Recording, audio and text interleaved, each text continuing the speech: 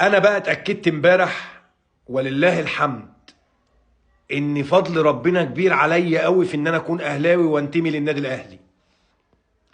لان عرفت حجمك الطبيعي، حجمك الطبيعي اللي هو انت تفرح عشان انا خسرت، تفرح لما انا اخسر. بس انا خسارتي مصدر سعادتك، خروجي من بطولة مصدر سعادتك. عرفت الفروقات بيني وبينك قد ايه؟ فروقات زي السماء والارض. عرفت انت فين وانا فين. انت حجمك طلع اقل مما كنت متوقع خالص. صياحك وفرحتك امبارح بخسارة الاهلي اقسم بالله قللت من حزن الواحد على الخسارة.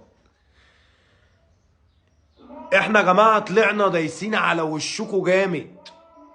انا اكتشفت ده امبارح.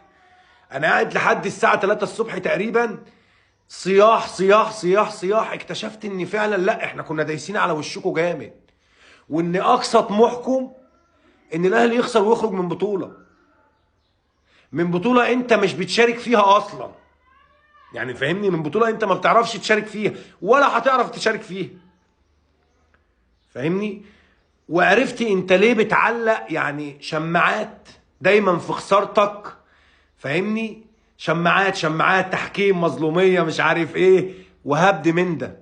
عشان انت اصلا طموحك انت قد كده، مش اكبر. انت قد كده بالظبط. انت تفرح في خسارتي. انت تعرف انا كنت بلعب على ايه؟ انا كنت بلعب على رقم قياسي في العالم كله لا اتعمل ولا هيتعمل. العب سادس نهائي قاري في التاريخ على التوالي واخد البطولة الثالثة على التوالي. شوف انت فين وانا فين. ده انت طلعت قليل قوي.